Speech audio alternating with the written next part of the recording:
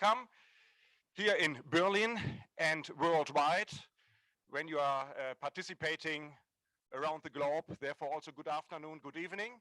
We are very happy to welcome you here on this workshop on neglected tropical diseases. And the subject is neglected tropical diseases in the context of the WHO-NTD Roadmap 2030. On this first World Health Summit, it's together with the WHO. And I think for a Monday morning seminar workshop, this subtitle, Moving to Action through the Kigali Declaration, is a good subtitle, Moving to Action on this Monday morning. So I'm very happy to have you here.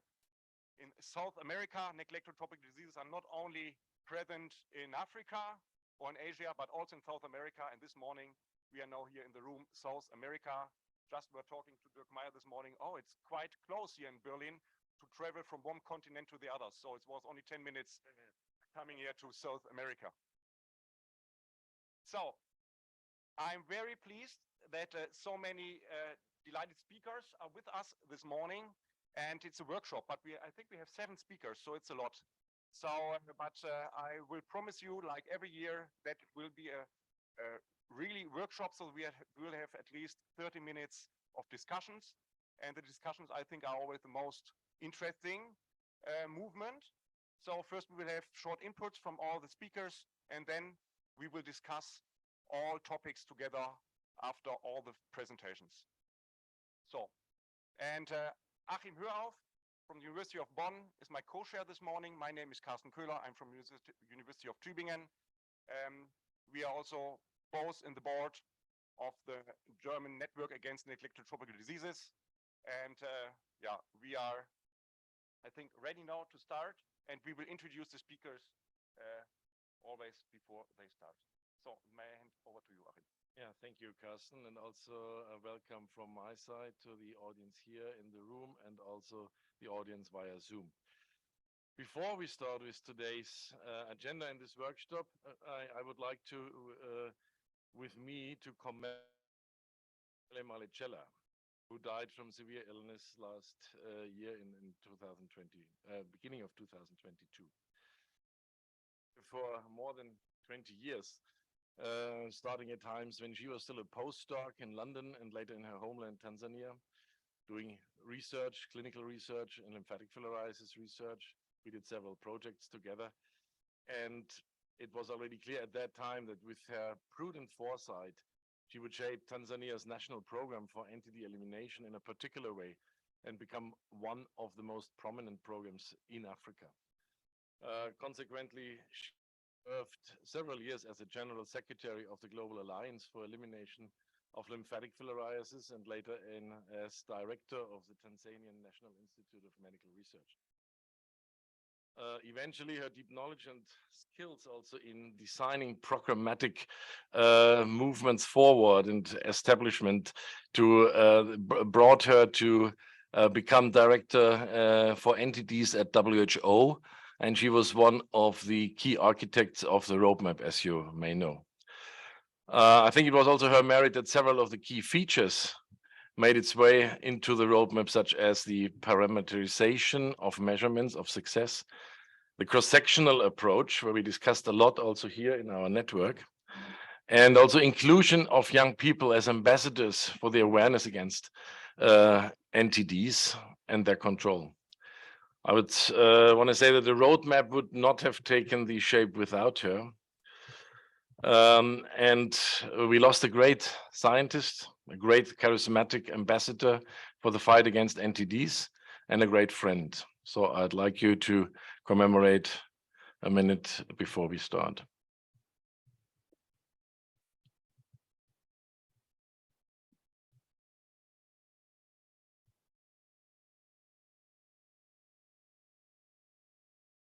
Thank you very much. Now, stay with WHO. And we are very proud and happy that we have as first speaker, Dr. Bernadette Abela-Ritter from the WHO, from the Department of Control of Neglected Tropical Diseases, team leader there. She also was a key member of the drafting group of the NTD Roadmap and is closely involved in advancing common areas of work with the tripartite organizations that are all in Geneva. She's a veterinary epidemiologist from training and is, as we said, one of the leads of neglected zoonotic diseases, snake bites, and One Health.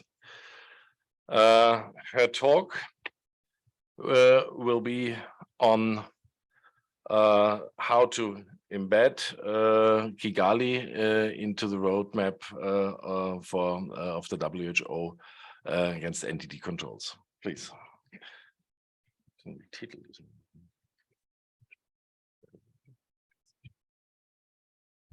Good morning, everybody. It's a great pleasure to be here to represent WHO's NTD department and the work of NTD, which is just much more than what WHO does. So as you know, the NTDs comprise over 20 disease risks, and we have had good progress, but some uneven progress. And as we just heard, in commemoration and celebration of Mwele's leadership, I don't know if the slides are moving.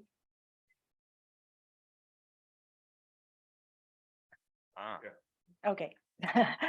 You will probably be very familiar already with the NTD roadmap. And the NTD roadmap is not only for WHO. In fact, it was constructed in a very consultative process with many of the stakeholders, the countries, civil society, academia, pharmaceutical companies.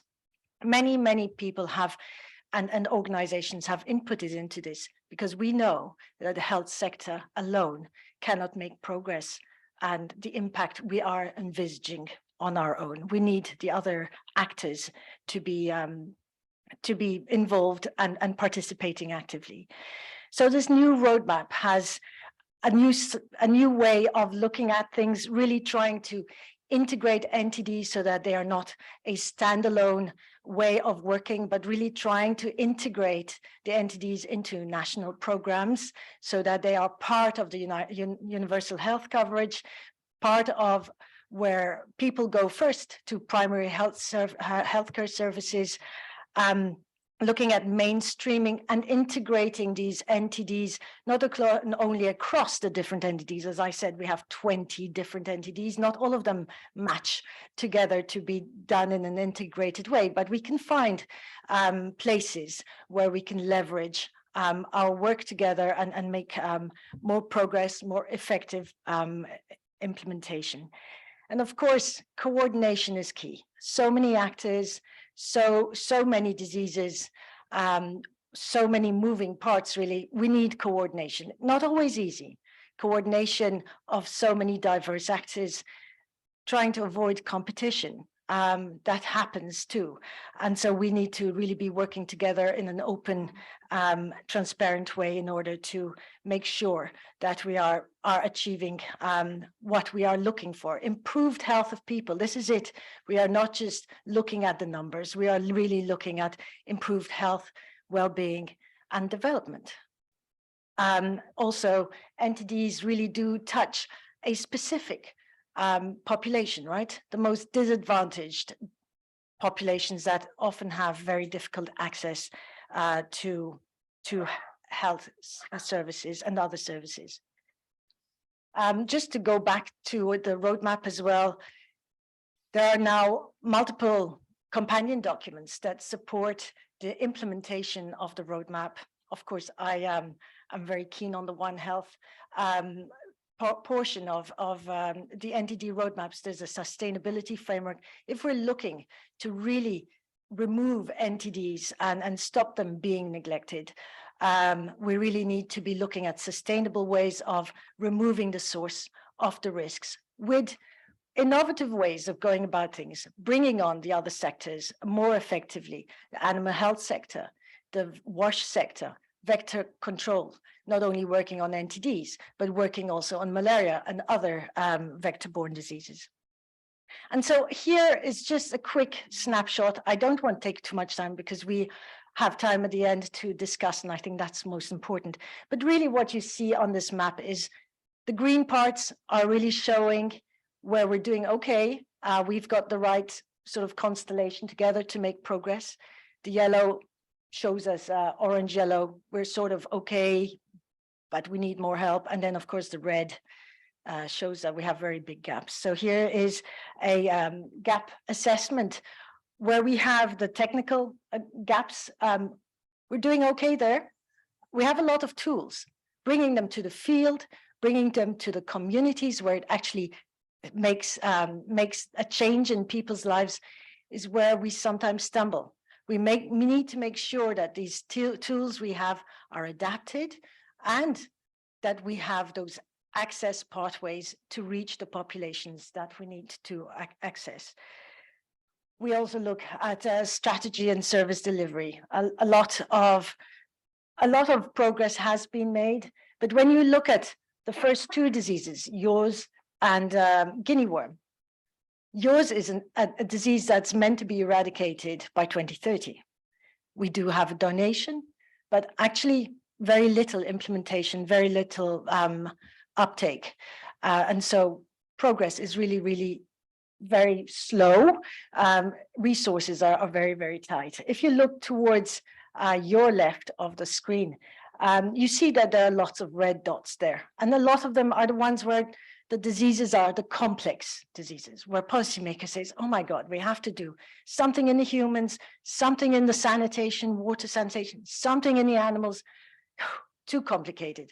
So it is also our role as stakeholders in NTDs to sort of make things, simplify things to bite size so that policymakers are understanding and also see that we need to make progress towards some of these big gaps. And of course, a lot of the enablers are missing and we need to do a huge job in advocating not only in the global health arena, but even within our own organizations to keep NTDs on the horizon.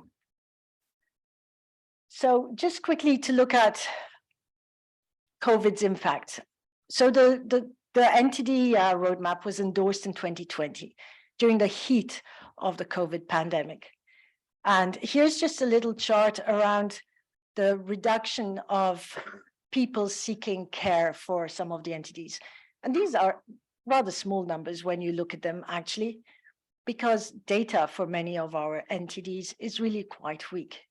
So these are data from programs that are collecting data efficiently, let's say the Trypanosomiasis program, leprosy program, and those are the numbers. But this is a true underestimate of what we're seeing. People were not seeking care because of being afraid, because of transport lockdowns, multiple problems. And so we had a decline, but it's looking upwards. 2022 and 2021 already, we did see already an improvement in the health seeking of patients. Again, one of the strong holds of NTD is preventive chemotherapy, where populations are treated as a group. And here we saw a decline over the COVID pandemic, but again, a positive story coming out where countries are now picking up and accelerating their programs, because that is what we need. If we do not come in strong after the pandemic, it's not during the pandemic, we're still in it, but as we go forward, we really need to make sure we come back strong so that all the gains that have been achieved over the years actually are maintained, and we move towards the rather ambitious targets of 2030 in a consolidated way. So at the Kigali conference, at the Kigali, we had a declaration around malaria and the NTDs. It focused around policy, political will, the financial contributions that are catalytic, looking at financial contributions of domestic contributions, domestic funding. How do we make this sustainable within health systems? Health products coming from our partners in academia, in the pharmaceutical sector, looking at in-kind contributions and contributions, the indirect ones from the multi-sectorial, as we said, health is not only health in the Ministry of Health, but also goes much beyond. So the Kigali commitments are now broader. The London Declaration covered 10 diseases, and now within the Kigali Declaration, we have a spotlight on all of the 20, and we need to make sure that all those commitments that were made, both from countries, from the highest level of government, all the way down to community and local government, that we are standing behind those countries to really support them in translating the commitments into action.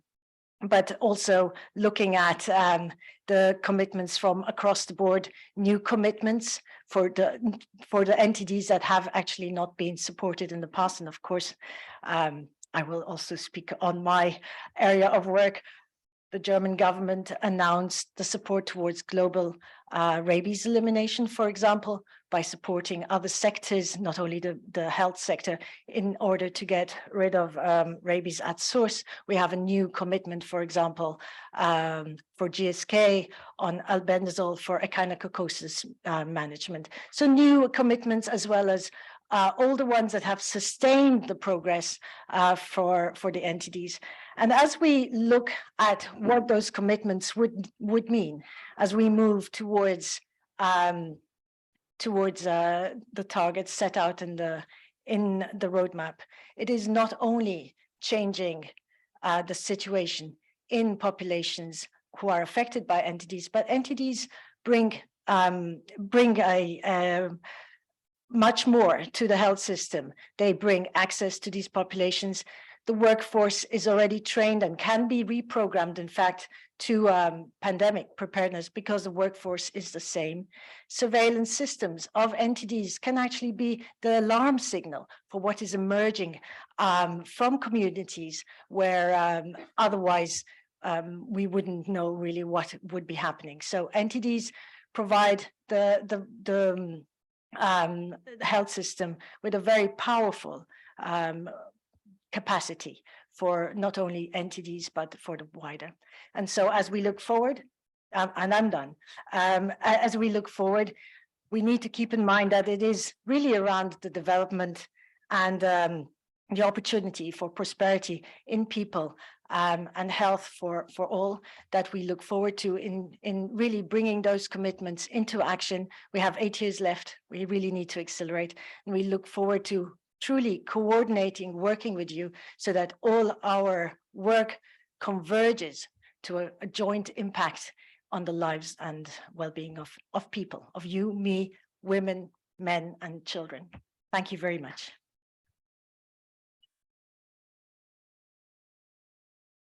Bernadette, thank you very much for your presentation and for being in time. So now from the WHO, I just wanted to mention the Kigali Declaration was published in January this year and launched on the Kigali Summit in June this year. So it's everything what we are discussing today is happening this year. So from the WHO, from Geneva, now we are coming to Germany, to the federal government, and the next talk is titled, "What role can the federal government play in supporting the implementation of the Kigali Declaration on NTDs?" And I'm very pleased that Dirk Meyer is with us this morning. He's from the Federal Ministry for Economic Cooperation and Development, BMZ, and his department has quite a long name: Department of Global Health, Employment, Transformation of the Economy, Digital Technologies, Food and Nutrition Security. Wow! So I think you're covering more or less the whole world, all topics. So and you have time to come here. So I'm very pleased. Welcome, Dirk Meyer. He studied history and German language and literature at the Bielefeld University.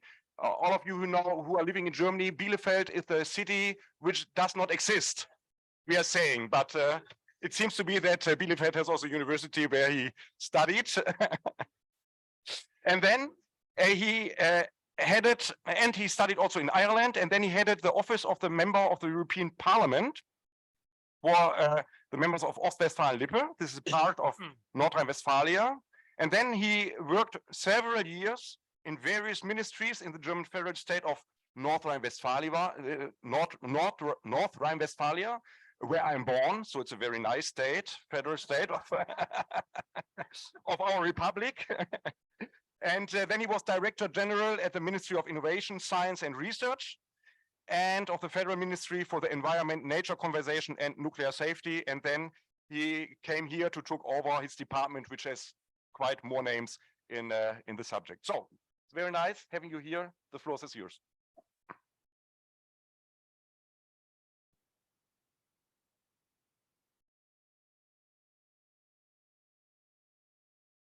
Yes, hello, good morning. Good morning in my home city now, Berlin.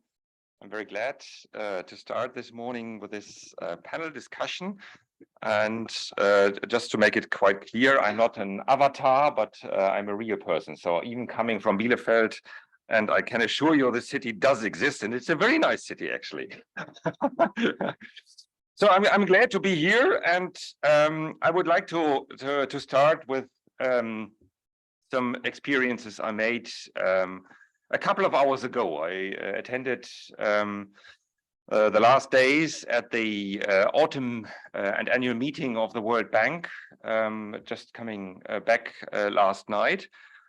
And what I figured out is that the COVID as a learning machine for more or less everything.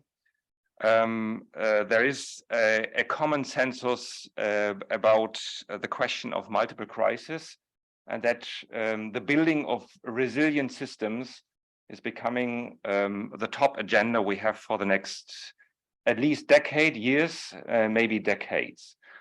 And therefore, we are not only talking about neglected tropical diseases, we are talking about a complete system. And that's quite important for me coming from the federal government. In all discussions we had in Washington, we could see that beginning with climate change and ending with social security, everything is completely interlinked. And COVID accelerated the crisis and made clear for everybody that if we don't take a holistic approach, we will fail.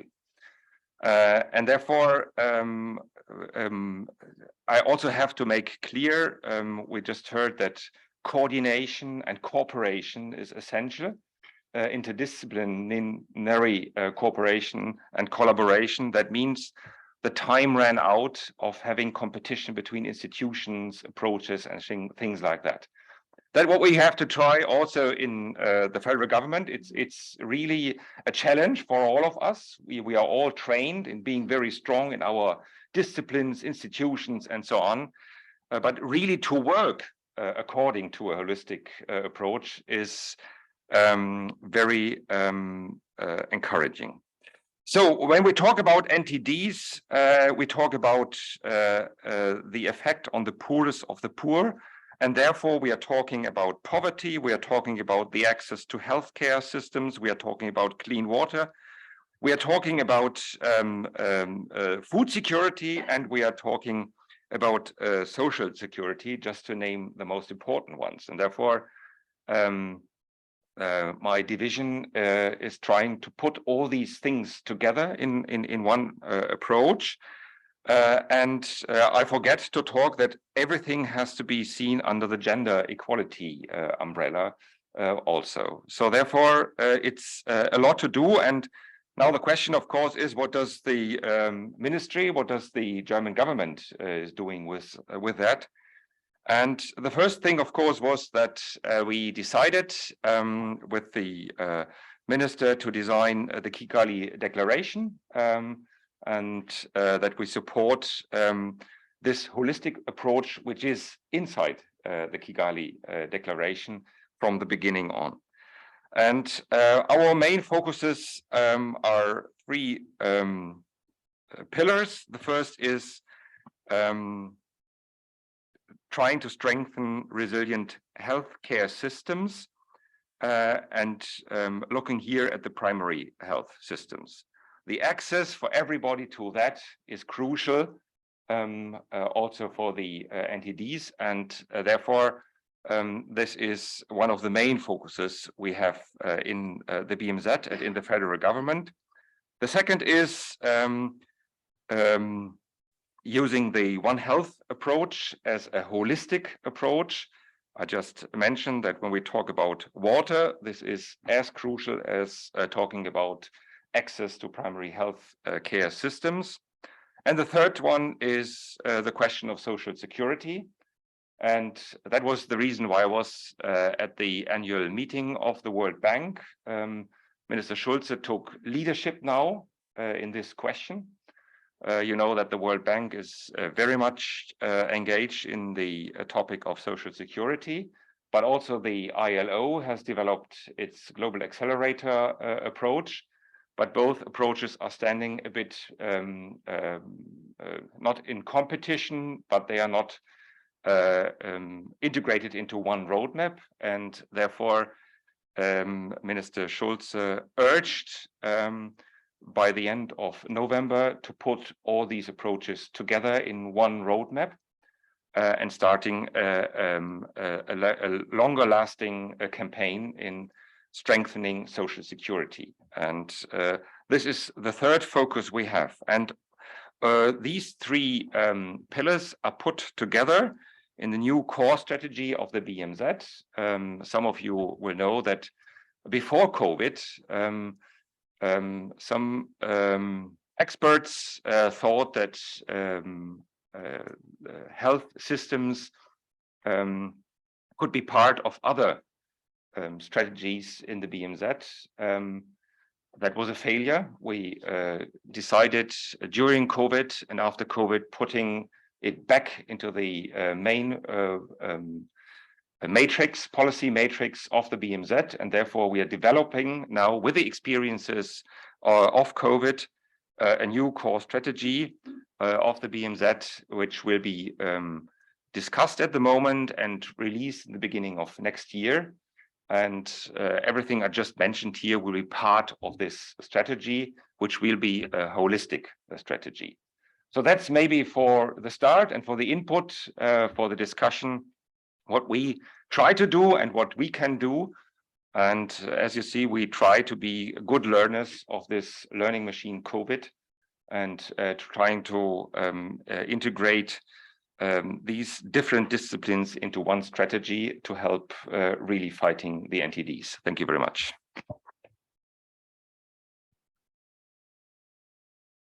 Thank you very much, Dirk Meyer. And again, thank you that your minister signed the Kigali Declaration for the strong commitment of the German government. So I'm handing over to Achim now.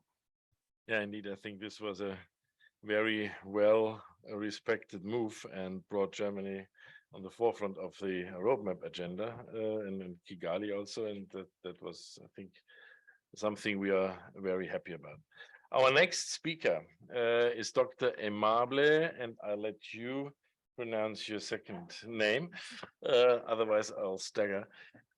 He is a medical doctor. He's from Rwanda, and he holds a master's degree in health informatics as well, and has worked in several government programs to limit HIV, STIs, viral hepatitis B and C. Before joining the current position of malaria and other parasitic diseases and neglected tropical diseases control, where he is in this department division manager. So we are very interested to get your perspectives of the endemic countries, also particularly given the Kigali summit has linked together malaria and NTDs, what additional momentum we can take from there. The floor is yours. Thank you. Yeah, thank you so much. Good morning, everyone. I'm Dr. Marbre Mbitiu Muremi, representing, this is the second name, Mbitiu Muremi. Maybe I can translate. It says, I offer everything to God. Mbitiu Muremi. I'm happy to be this morning with my Minister of State, from the Ministry of Health, but also the Ambassador of Rwanda here. It's a great support we have, but also sharing with you all this morning. It's a pleasure for me. What I have to share with you from Kigali Declaration in June 2022 It's just focusing on effort that Rwanda is putting in place to control, but later on eliminate schisto, one of the most common NTDs in Rwanda. As you can see from the slide, this is the map we generated from the analysis, code, and remapping in 2020 with the precision. Before we used to use data from schools, by this time we conducted mapping with the precision up to village level, and you can see that schisto is really distributed in many sectors of Rwanda, where we can see those dark areas where it is really endemic. And the key factors include, as you can see from there, agriculture activities, rice farming activities, but also poor hygiene, inaccess to clean water. These are key factors. And you can understand from there that those rice farmers staying long hours in their farming activities, if they don't have clean water, they may be using that local water that is not clean. If they don't have proper toilet, I think they have this bigger risk. And that's why we could find probably those are potential risk factors, but also children at school are most affected, and this the status we have. And when you consider now from that precision mapping, what are we doing as a country, as Ministry of Health, to address this public health concern? In that table, you can see that we are targeting to deploy interventions based on the data we have. We are targeting children before starting school, but also extending to adult people because before we used to treat only children, leaving those adults, and next day or next week, they are getting reinfected. Now we're extending beyond school age, children age, so that we address it as a holistic. Second is that we are targeting now to treat those preschool age children in collaboration with the MEC. Now, in case we have pediatric formulation, we start now treating those preschool age children so that we also cut that reservoir at family level. When you consider key changes now from that mapping we conducted, you can see that from there, we have moved from, these are just number of targeted areas. In the blue, it is before, then in red, it is after mapping. You can see that we have increased the size or the number of sectors targeted. Then also we have increased the number of villages and cells. Cells are the smallest, almost the smallest administrative entities, so that now using local leaders will be targeting all those cells in dark color, as you could see, so that we can reach more impact. Regarding the number of target groups, you can see that in the blue, this is before mapping, then after mapping, we are increasing the number, including adults, and you can see that the number is now becoming higher in case we need to eliminate schisto in Rwanda. Of course, this is a new need you are creating, and we need to see how we can sustain, because so far have been working, receiving donation from different partners, donors, but also private sector supporting the program. As we are creating a new need, I think we need to see how government can contribute as well. This is just a picture taken in one of the health centers in Rwanda, and it is clearly showing how the education starts before providing those tablets, and then people are well educated on how to take those tablets on a regular basis, but also on how to clean water before they drink it. Yeah, this guy is more than happy, as you can see, after receiving those tablets, and I think he's no longer in need unless maybe he's once again reinfected. And that's why in those high endemic cells, we are targeting to conduct twice a year deworming campaigns so that people can get dewormed once again. This shows now our current effort. Now we are putting in place, and you can see from there that after that mapping, this is the number of tablets we have been receiving, and see that we have reached around 14 million tablets, reaching around 3 million adults. This is the first time we reach more people after that precision mapping. This just shows you in the blue. Those are children. Then for red, it's adult people. You can see that the number has more than doubled from the mapping, and we hope to reach more as we use data for better deploying our interventions. Now the question is, how do we as endemic countries should be contributing to address schisto as a public health concern? You can see that eliminating schisto is possible if you have eliminated some of the other diseases. Rwanda recently eliminated trypanosomiasis in April this year, what is a great achievement, but also is a great sign that we can even eliminate more NTDs if we collaborate with other sectors. Two factors have been identified that really preventing this success. One is the lack of country ownership, depending on external funding. Second is the lack of weakness in partnership. How do we engage communities? Those are who are the most affected. How do we engage government to make sure that they take action?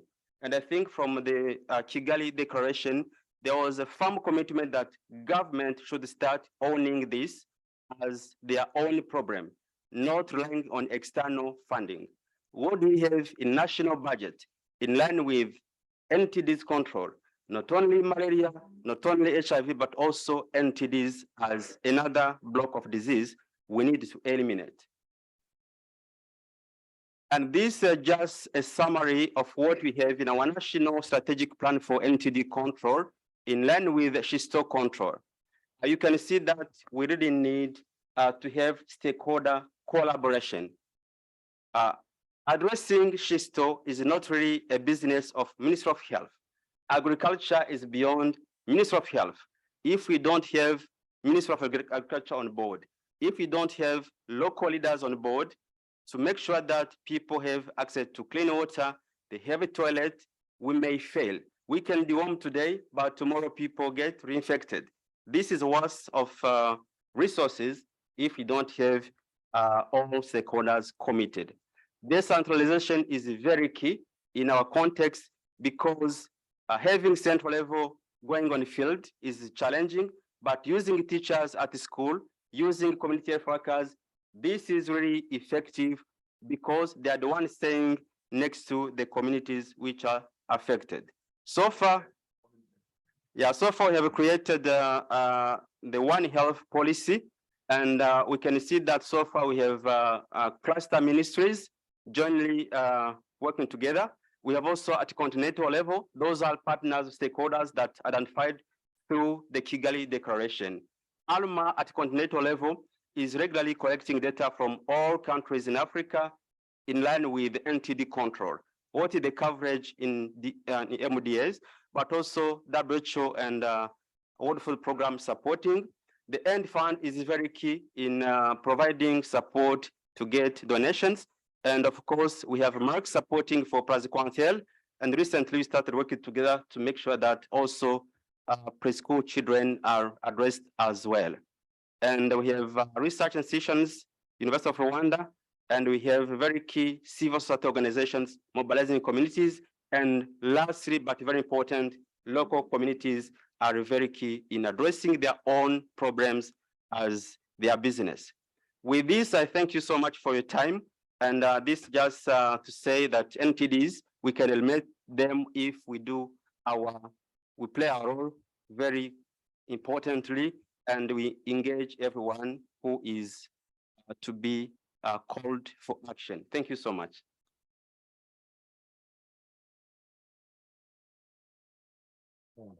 Thank you very much, Dr. Aimable, for this pledge at the end. Also, how to do cross-sectional work in the endemic countries. I think this is another topic that we need to address more in the discussion. Thank you very much. Yeah, thank you. And we are staying in Rwanda, and we are very pleased that the minister and the ambassador is with us here. Thank you so much, and very warm welcome to you.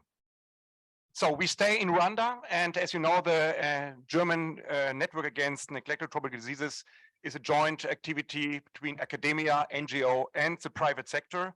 And now we are coming to the private sector, and the question is, how can what is the strategy of the private sector in Rwanda? Schistosomiasis operational research. And we have a very good speaker for this. I'm very happy to welcome you here, Johannes Walz from the Merck group, from the German company Merck. He is head of the Merck Schistosomiasis elimination program and therefore responsible for the placement of 250 million tablets. So not so many names in your or words in your name, but 250 million tablets of praziquantel every year. This is the drug where you treat schistosomiasis with, and this is for sub-Saharan Africa and beyond. And next to it, he's also director of strategy and finance of the Global Schistosomiasis Alliance and chairman of the German Pharma Health Fund. So a lot to do. Before he joined Merck, he was with the company of Pfizer, and there he managed strategic engagements with private and public organizations in global health, in the global health arena. And he holds an MBA, an MA from the School of Oriental and African Studies, London, very interesting. And now we have to be careful, a doctorate of law. So the floor is yours. Thank you very much, Carsten, and good morning, everybody. It's a pleasure to be here. As you said, 250 million tablets. Yes, that's a large number. Why 250 million tablets? Because it takes 2.5 tablets to treat one school-aged child. You can subsume from that 100 million school-aged children. That's our treatment target. Let me very quickly go through Merck, and I won't bore you with the sort of usual private sector introduction, but Merck is the largest donor in the context of schistosomiasis. I always like to say it's probably the largest investor in NTDs in Germany. We are a company which has existed for a long time, and schisto is a long-term thing, dare I say. We sit with our schisto activities in global health. That's part of the healthcare operations. The other two parts of the Merck operations are around science and technology, and I won't go into detail there. I'm not sure how many of you know about schisto, and I'm not intending to give you an introduction here about schistosomiasis, but it's a really very serious neglected tropical disease. I like to say it's probably the most complicated ones. It has been around, and that's where the sort of time scale comes in, since the ancient Egyptian times. That's where it was shown to be that ancient Egyptians have been infected. It infects about, or it affects 250 million people worldwide, primarily sub-Saharan Africa. It's the second most devastating neglected or tropical disease, I should say, after malaria. And it really primarily has a devastating impact on school-aged children. You see here on the right side the infection cycle, which is fascinating, intricate, and really very difficult to break. We in Merck, and on this slide, just to give you some sort of illustration, the sources of infection, the visible symptoms, ascites, blood in the urine, etc. And in principle, you could get rid of schisto relatively easily if you just treat. But the problem, and Dr. Aimable, I think, mentioned it already, you reinfect. You treat today and you reinfect tomorrow. So that's the challenges which we face. We in Merck have been involved in schisto since 2007. The drug was originally praziquantel, which is still the gold standard of treatment, originally co-developed by Bayer and Merck. It's now a generic drug. It's widely available, but I think we are still the largest provider with these 250 million tablets per year, treating these 100 million school-aged children. Altogether, I mean, these are sort of really quite large numbers. 1.5 billion tablets have been provided. We treated around 600 million school-aged children with that. We are active in 47 countries in sub-Saharan Africa, but we also have a number of R&D partnerships, R&D projects, etc. So our approach, this is just to show you the dimension, and we deliver to the smallest country, Sao Tome and Principe, to the largest, Nigeria, all over sub-Saharan Africa. And you can imagine just the logistics challenges which we face delivering these tablets and ensuring treatment in these countries. The challenges are considerable. However, just one thing, I always like to say the glass with Schisto is half full or rather than half empty. We have achieved significant progress over the last decade or so. The Swiss Tropical Institute has recently published a study which clearly shows that treatment with praziquantel has had, both for Mansonia and hematobium, the two main forms of Schisto prevalent in sub-Saharan Africa, treatment has resulted in real sort of impact. And it is remarkable that jointly with partners, we managed to achieve that. However, a lot remains to be done. We are facing at the moment the problems of the aftermath of COVID-19. It was mentioned, treatment figures went down substantially, and the problem with Schisto is if you miss a treatment year or two, you are potentially back to where you started. Rwanda, before I get to Rwanda, this is about the roadmap. So the roadmap clearly sets out the targets for elimination in the countries which are Schisto-endemic or have been Schisto-endemic. You will be surprised to find on the left side countries like Japan, not exactly a country where Schisto is still prevalent, but it hasn't been sort of certified as having been eliminated as yet. At the same time, if you look at 23, you find in there Ethiopia. I fear we will not meet that target next year to eliminate Schisto in Ethiopia, which is one of the biggest Schisto-endemic countries in sub-Saharan Africa. But the targets out there, they are out there, they are to be worked with, and that's exactly what we are setting out to do. To eliminate Schisto is, I said it already and I say it again, a steep challenge. It doesn't take only preventive chemotherapy, i.e. treatment with the drug which we provide, but it takes a number of other interventions, including vector control. We have to get rid of the snails, which are the intermediate host. We have to work on health education and behavior change. We have to work cross-sector on water, sanitation, hygiene. And of course, all this is part of the overarching endeavor to improve health systems strengthening, you name it. So it's part of a parcel where preventive chemotherapy is the first and the very important conditio sine qua non, without which you can't do. We, to that extent, and following this sort of multi-pronged approach within Merck, have set up an integrated Schisto elimination strategy, which aims to include as many of these elements which are needed to eliminate Schisto as possible. And you can see here the praziquantel program at the top, but also development of new drugs. The pediatric formulation was mentioned. We are also working on a new drug for Schisto with a new compound. We work on diagnostic tools as well as on water and sanitation interventions, which we can't do on our own, but we do largely with partners. And I shortly will come when I talk in a moment about Rwanda, also about the efforts which we undertake in the context of education and behavior change. So there you have it. It takes lots of things and it takes partnership. Dr. Aimable mentioned it, collaboration, cooperation, coordination, that's all part of the parcel if we want to tackle any NTD and Schisto in particular. 1 minute left. So the multi-stakeholder partnership, which we entered into under the leadership of the Rwandan Ministry of Health and Dr. Aimable, is really a showcase of how we work together to tackle schistosomiasis, moving along this elimination trajectory, aiming to eliminate Schisto within a couple of years, basically 2-3 years. And to that end, it was mentioned, we provide additional tablets for the treatment treatment of adults. It does need treatment of adults if we want to get rid of schisto. We work with additional partners like the End Fund, which has invested also together with us heavily in schisto elimination. And of course, again, to stress that it's under the leadership of the MOH.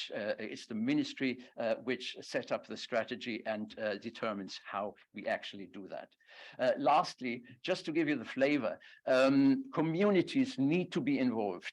Really essential that communities in the treatment and in tackling schisto are heavily involved. And to that end, under our investments in education and behavior change, we set up this Bilharzia storytelling lab, where we work with community leaders, with patients, with stakeholders in the country to develop new approaches to education and behavior change, which are a quintessential thing. If you want to get rid of schisto, you need to change people's behavior. And that's what we do together with the Ministry of Health in Rwanda to get rid of schisto. And I'll leave it there. Thank you very much.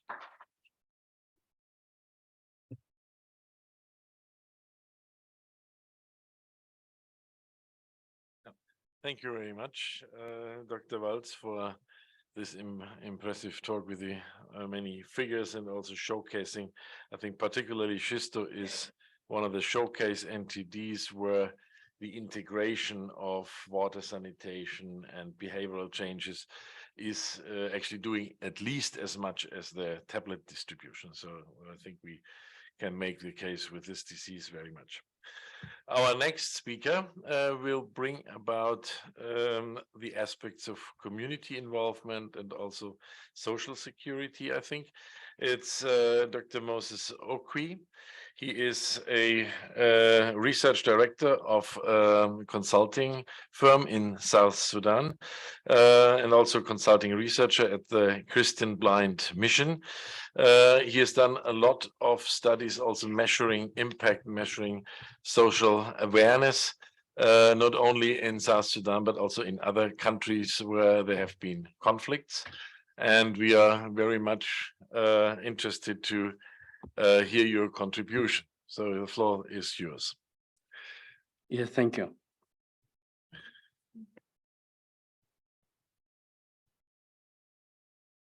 Yes, thank you very much. And I'm pleased to be here with you today. And I'm coming from South Sudan. And South Sudan is one of the countries that is currently involved in a lot of political, ethnic, and environmental issues. And this has affected our progress towards the elimination of various entities in the country. First, I want to begin by saying that South Sudan is currently endemic to 19 different entities, of which 5 of them can be managed through preventive chemotherapy, that is onchocerciasis, lymphatic filariasis, trachoma, schistosomiasis, as well as the soil-transmitted helminths. Of these, over 85% of the different IUs, that is endemic units, actually do require preventive chemotherapy, of which out of this, it's only this year, 2022, whereby we have been able to achieve 100% geographical coverage for onchocerciasis and lymphatic filariasis. However, we are not even sure whether we shall be able to sustain the 100% geographical coverage so far that we have actually so far achieved. We also have a very big challenge in terms of okay. We also have a very big challenge in terms of financing for the sector. We noticed that the government only gives in 4%, and 95% of the funding comes from actually different partners.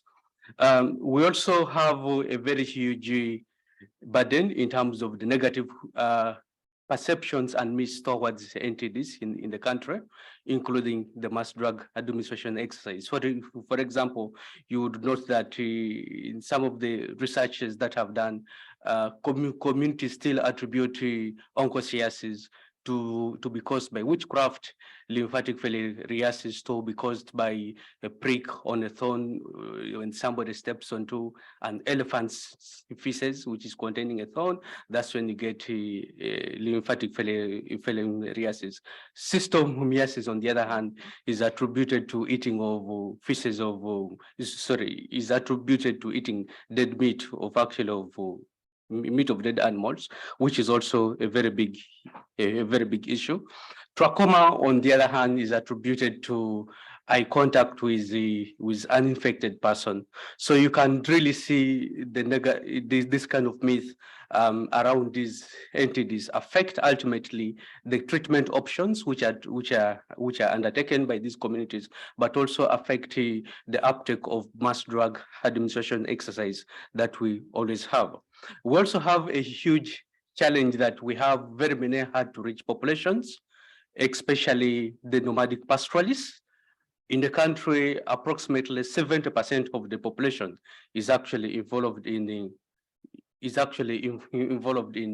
the nomadic pastoralists, whereby they maintain cattle and there are always lots of movements, but also once they move, accessing them in their respective location is always very much challenging. We also challenged with high levels of mobility, especially for LF, MMDP, the issues of trachoma. All these people need the surgeries, but several times we are not able to actually find solutions to actually that. And then we also challenged with issues of cross-border movements. Cross-border movements are attributed to several factors. One is the issue of the political conflict, which is actually happening in the country. So you find persons crossing to Uganda, to DRC, Sudan, and then all that. We also challenged with the issue of flooding, which normally affects greater parts of the country, but most importantly, the migrations of pastoralists.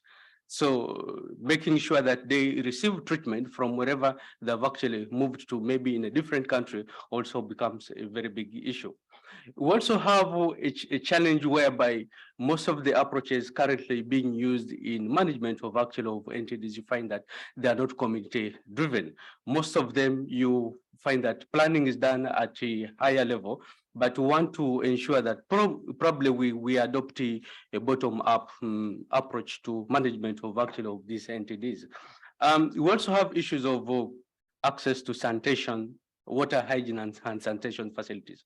Currently, only 41% of the population in South Sudan has access to safe and clean water, and only 16% have access to sanitation facility. So this affects the overall progress towards elimination of these entities. And then lastly is the issue of funding.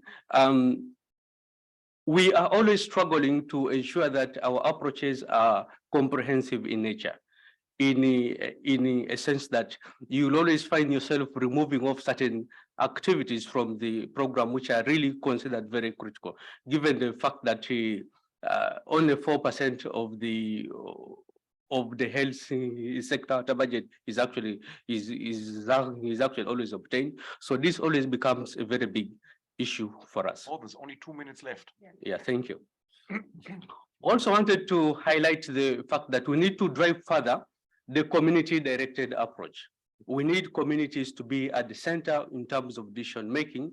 We need the voices of communities to be heard. They should be able to determine where they get the drugs from, when they receive these drugs, and who should give them these particular medicines.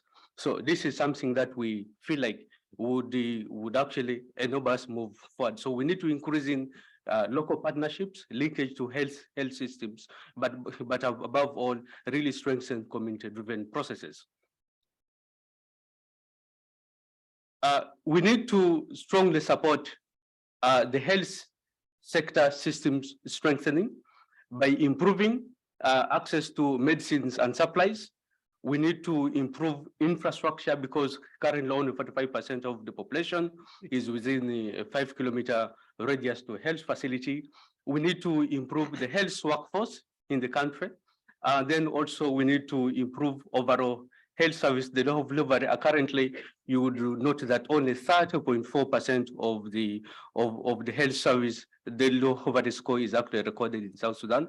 But also, above all, we need to be able to strengthen health information systems, but also, like I mentioned earlier, the issue of the funding. The One Health approach, very many people have always talked about it, but our issue here is that we need to have it operationalized. We need to have policies that are actually that are actually geared towards One Health approach. We need to be able to design appropriate strategies that enable us achieve the One Health approach. We need to move this from actually paper into practice as CSOs. And then we need to, as CSOs, we still need to promote evidence-based research, because if our work is founded on research, probably we should be able to make a lot of progress towards fighting NTDs.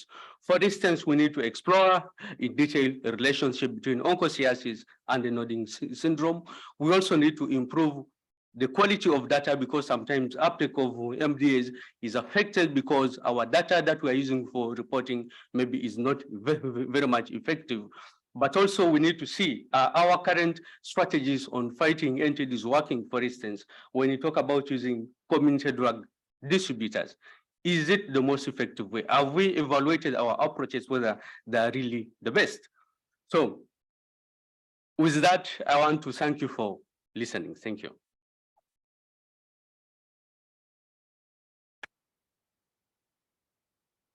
Thank you very much, Moses, for your contribution. And I think South Sudan has, we just questioned ourselves which entity is missing. And it's obviously, you said it, Chagas, no? Which is in America. So there is a lot to do, but I think measuring success is also very important. So I hand over to. Yeah, thank you. So last but not least, very important question. What innovations can be used to advance the NTD roadmap? And we are very happy to welcome Luis Pizarro with us. He is the new, recently appointed Executive Director of the Drugs for Neglected Disease Initiative. And he took over in September from Bernard Pecot, I think most of us will know. He's medical doctor and founder and member of the Global Health 2030 think tank. He worked as medical doctor several years in West Africa and was the first CEO of the SOLTIS. That's an international health and solidarity organization, which is one of the leaders in health in West Central Africa. Before he came to DNDi, he was with UNITAID and was working on the HIV portfolio. And he studied medicine in Paris, but was born in Chile, and also holds an MBA from London School of Economics. And so we are very happy that you are here. The floor is yours. Thank you very much. Thank you very much, and good morning, everybody. Thank you for, first of all, for the German NTD network for this invitation. I think you are doing a really great job to promote that, and we see the commitment of the German government to make that happen. So really, congratulations to all of you. So when you are the last one to come, of course, you're going to repeat maybe some elements, but I'm going to try to do it, let's say, in three main messages. The first one will be about research and development and what is needed.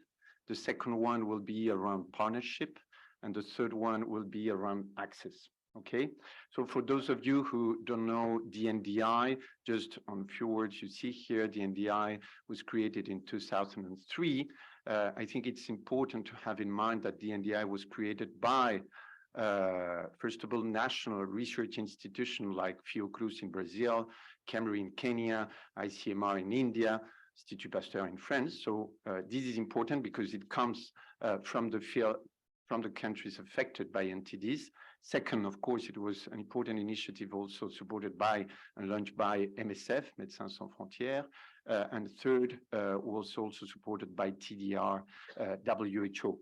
So that was the origin, and the objective, as you see here, is to discover, to develop, and accelerate access for drugs not only for neglected tropical diseases, but for us it's very important to have in mind neglected population. And that's why we have been also working on HIV and hepatitis C. So as I said before, I wanted to talk about three main elements. And I think the first one on research and development, it's always the same. I mean, the glass is half empty, half full. Half full because we have seen how many efforts, how many improvements have been done, and we can congratulate about this for sure. But I think it's also important we have in mind that it's not enough.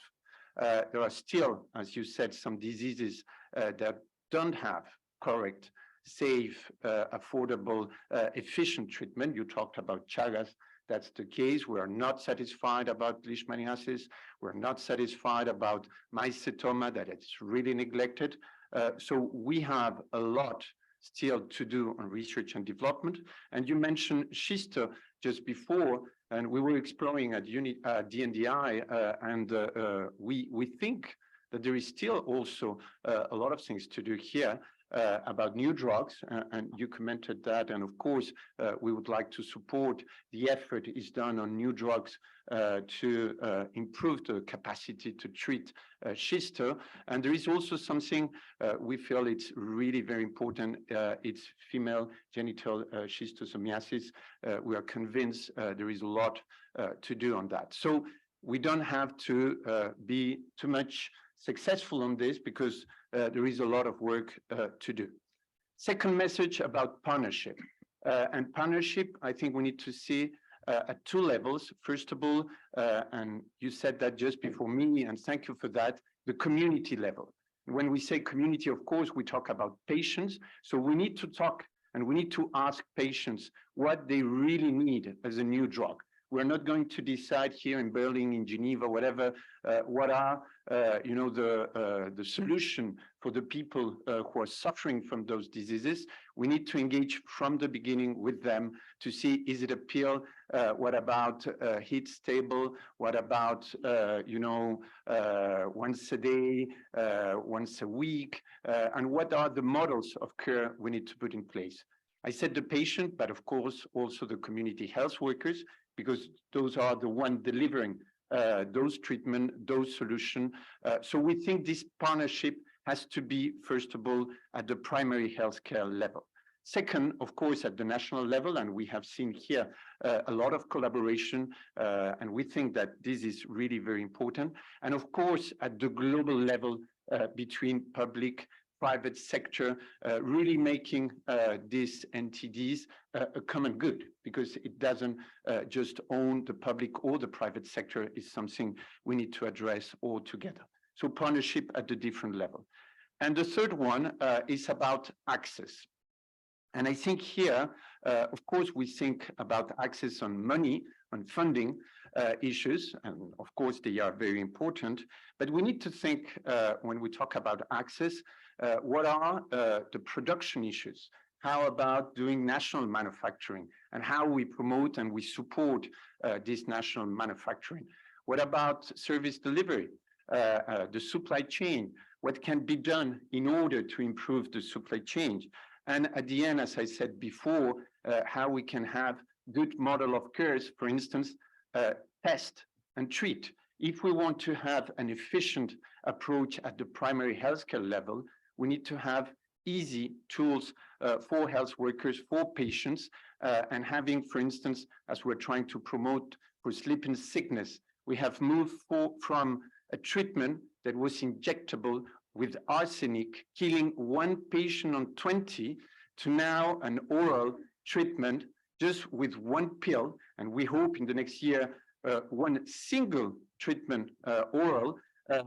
If we can join to that the test, it will be much, much easier for all the primary healthcare sector to test, give the pill, and that's it. So if we want to go to the elimination for all those diseases, thinking how we integrate those model of care into the health system, it's absolutely key.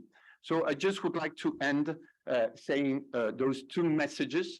The first one, as I said before, and I repeat, it's not just about having research and development one side, health system in the other. it's a comprehensive approach we need to bring for NTDs and keep NTDs in the top of the agenda, that's for sure.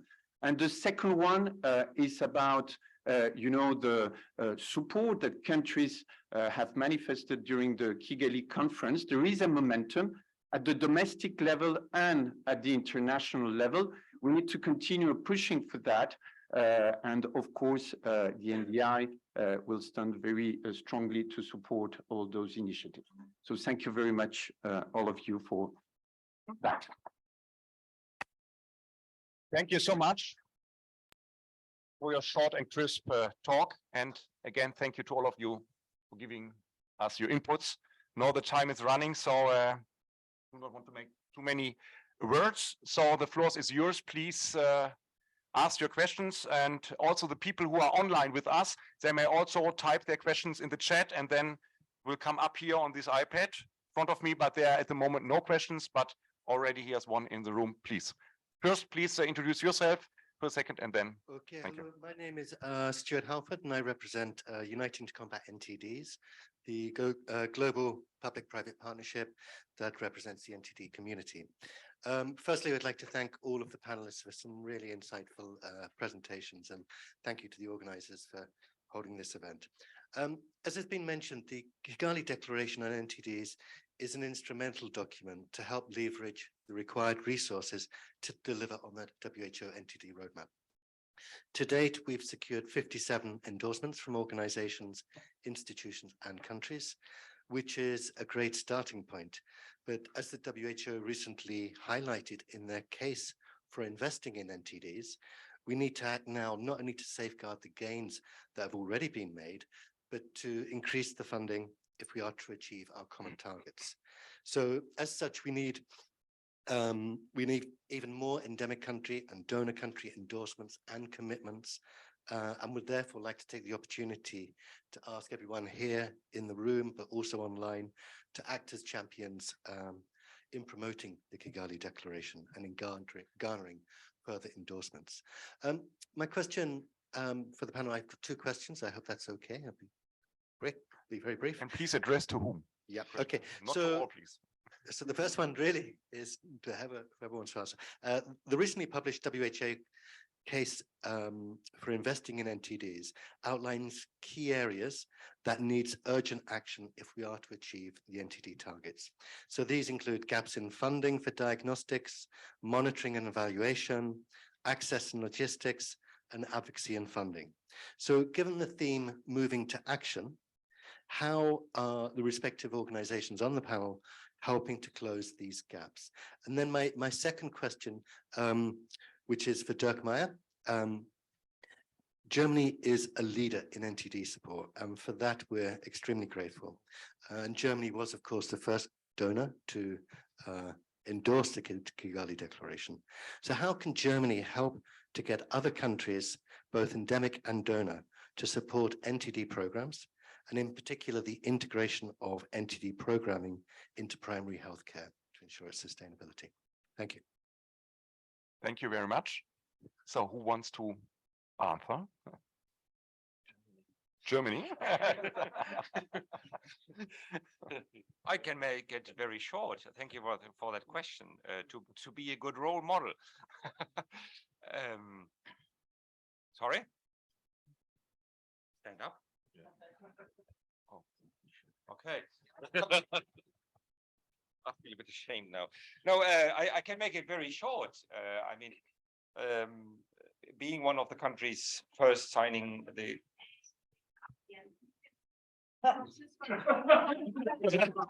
I should stand up. Okay. While he's speaking. Yeah, I will talk. Okay. No. Okay. Go on. Third time, to make it very short, to be a good role model, to push, to take leadership, to convince, to have partners with good examples. That's the way it is. And as I said from the annual meeting, taking leadership, that's what we are trying to to do in all the important topics, and therefore that's what we see as our role to help filling gaps. Over. Thank you. Bitte sehr. Yes, hello, my name is Karl Puchner. I'm from Policy Cures Research. Thank you very much for this very interesting panel. And my question goes to the colleague from Rwanda. You have identified the ownership, the increased ownership by the government as one of the key factors for the success. And I think there is a broad consensus within this room that increased ownership, but also increased national funding is actually very crucial for having a successful NTD program. But on the other hand, reflecting also on the comment that we live in times of multiple crises, how can you convince, or what was the process of convincing or having these successful negotiations within the government for the increasing of the national spending on schistosomiasis? Thank you. Yeah, thank you so much for the question. First, we have been using data to show where the burden is, and also show what have been done so far in collaboration with the different partners, donors, so that we need to show this time that there is a need to shift from depending on external funding, but moving to country ownership. First, as I said, the operational cost was initially covered by partners, even transport of commodities, distribution of tablets. But this time, as we are using teachers who are paid by the government, using also community health workers to distribute those tablets, but also reporting, using national supported reporting systems. These are technical and areas that you can confirm that they are being supported by the government as a whole, not depending on a project implementing on our behalf. Engaging local leaders is very key in coordinating, but also mobilizing communities. We are just developing some tools, and local leaders, local NGOs are using them to mobilize local communities. We don't really need those TV spot, radio spot that are costly, but we can use local solutions. And currently, with support from Merck, we are advocating to make sure that there is a co-payment on some tablets for adults. And for these coming years, we plan to have at least 30% of those tablets procured by the government fund. Yeah, even if you are still waiting for donation, but at least there is a contribution. As we do for Global Fund for other diseases, we have always a government contribution to disease control. Like for spraying, for mosquito control, there is a government contribution. And we used to ask why only on malaria, not on NTDs, and it worked. Thank you. Thank you very much. For a change, the next question we take from the chat, so from the virtual room, and it's from Mr. Richard Kambinda. Doesn't say where he joins us from, and he raises the, I think, important question: what happens when a disease has been certified for elimination somewhere and then it re-emerges? And I think this is the question that goes to Bernadette. Thank you very much. We have experienced such cases where we think we've removed a certain threat, and then it reemerges. When we are looking at these cases, first of all, we need the right tools. Many disease programs, once we reach a certain target, they get reprioritized in the health system. And so one thing we really need to be assuring is that there's continued attention and investment, even when we have reached a target of, for example, elimination of a public health problem. Of course, if that does happen, it will sort of require some type of a mop-up intervention, just like the epidemics. If it reemerges, go in big and powerful to remove the threat as best as possible. But for that, we need also the appropriate monitoring, the appropriate diagnostics, and that we are maintaining that over time. So I think, does that cover the answer, you think? Yeah, okay. Yeah, thank you very much. I think it's an important topic, and as we go to elimination, we will also have some failures, and we need to address that. There are now several hands. This gentleman with the colored hand was first, and then we will have another question from the chat, and then so we go on. Thank you for seeing me now. Right. I'm Dr. Mangwira. I'm a physician, diabetologist. I head the Ministry of Zimbabwe Health. I would like to say a few things about this neglected disease and, of course, management and logistics and all that. In Zimbabwe, for example, I'm trying to support my friend from Rwanda there. When COVID came, we did not get anything by, say, from COVAX. We bought cash as a country, our vaccines, and we managed to vaccinate our people up to 4 doses. 2, as he says, we know that our communities are styled in different forms from here and down there. Village health workers and community health workers are the people closest to the society and community, and they know who is having what and when who is sick. They do not only cover the neglected diseases, they also cover NCDs. They move around with glucometers, blood pressure machines. If you check how COVID beat Europe very much, it's because you didn't have such systems that we have down there. Because we knew each and every person, because village health workers know each old person, each young person by name, and they literally can, villages mean people who live around 100, 200 of them. And we have a young man or a young woman who moves around by a bicycle or motorbike looking at those things. That's what he means when tablets are distributed by village health workers. So we know each person. And I think also, as government, I want to support him that, yes, free aid is very good, but dangerous. So that's why I want to continue to say, as Zimbabwe, we are going more for self-sponsoring, and we are doing that. And we will continue to make sure that we begin donating also, not to continuously receive donations. For example, the neglected disease, leprosy, is one of those neglected diseases. We are even using thalidomide at this level. So we definitely are aware, and I want to congratulate my colleague from Rwanda that, and we work very closely between Rwanda and Zimbabwe in many fields, so that definitely we move forward and make sure these neglected diseases. And I would want to continue encouraging. Please, can you come to the end? Thank you very much for very important words, but others also are waiting, and we are only 7 minutes left for our discussions. Yeah, thank you. You took my time. I'll finish now. Okay. So I'm saying involvement of people involved with those diseases and looking after themselves is much better. And I want to continue encouraging it than continuously waiting for donations. Thank you.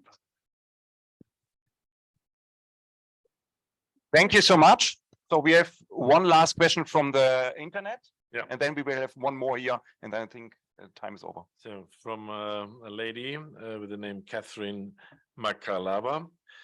First, thank you for this excellent session. And now she's addressing the One Health view. Beyond rabies eradication, how are national One Health coordination platforms taking on NTDs as a priority at this stage? And I think this can go to both our African speakers. Each has maybe a different perspective, a slightly different one, but both are united to take the One Health approach. So who wants to start? Very short answers, please, so that we can go on. Yeah, thank you so much for the question. One Health is very key. As I could show you, the NTD problem is beyond health sector, and each ministry has a role to play. And that's why integrating NTD control as a business of the entire government ministries is very key. Ministry of Agriculture, if we put in place development project, if we are constructing how we making sure that we have access to water, to clean water, toilets, so that beyond the Ministry of Health, each ministry is playing its role, but also making sure that we integrate for efficiency, because sometimes we can integrate and make savings. Thank you. Thank you. Thank you very much.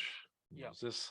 Yeah, maybe just to add on that, from the South Sudan perspective, we are still seemingly highly challenged with the issue of attainment of the One Health approach. That's why I did try to emphasize that operationalizing the One Health approach is very key, because at the moment we are still desegmented. The One Health approach is not yet a reality in South Sudan. And this could be attributed to possibly the competing priorities, whereby every agency and ministry is trying to run up and down to ensure that they meet their respective targets. That's why I was still emphasizing we as a country, we need to really to get the One Health approach from paper into practice. So we are not yet there. Thank you. Thank you very much. Maybe related to that, I would have a question to Luis Pizarro. You shortly mentioned national production of drugs, but you didn't have the time to go over it at length. Would you like to comment on that in that respect also? Yeah, thank you. And maybe also making the connection with the climate change too, because I think we all, as global health institution, we have a climate commitment here to do and to improve. We're doing that at the NDI. And we insist that the NTDs, a lot of them are climate sensitive. So the need to find solutions is also a way to address climate change. So that's very important. But third, as you said before, thinking on how to do a research, development, and production that is, not only climate, but let's say environmental sensitive, it's absolutely key. So it is about doing tech transfer to bring, new technologies and new knowledge to the countries, for sure, where the diseases are, but it's not to do it in any manner. It's also keeping in mind how to do it in a climate sensitive way. Thank you very much. Do we have time for one or two last questions? Yes, one. Very short ones, please. Yeah, the lady in the middle.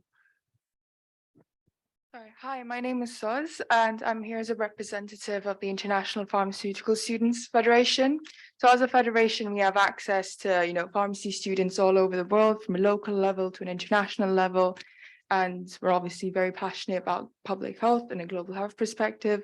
I was wondering how we could join the discussion and actually help, the roadmap to reaching the goal of the, 2030 eradicating NTDs on a local level, but also on an international level, because I think we all highlighted the importance of understanding our communities and sort of education. But I'm wondering how as youths we can sort of join this discussion and help all the researchers and sort of people that have already been working on this for years. Thank you. Thank you very much. Maybe Johannes. Yes, thank you very much for this very important aspect, how to get young people involved in this agenda. And there's a lot happening in the NTD area in sub-Saharan Africa, for example. Our doors are open to you. Please come. We talk after the event. We are always interested to bring new stakeholders in and to look how we can sort of improve the overall cause of NTDs. So by all means, we also look in the context of NTD researchers. For example, in the Global Schisto Alliance, we have a group of young researchers looking at schisto aspects. So we very much are aware of the need to bring in the next generation of NTD stakeholders, so to say. Thank you very much. So we have to close the session. But I've seen some more questions. Maybe afterwards you can talk to the people here. I want to thank first of all the panelists and also for you for joining us for this session. And as I said in the beginning, moving to action, let's go move to action, not only to fight NTDs, but to serve the neglected people around the globe. Thank you so much and have a good day.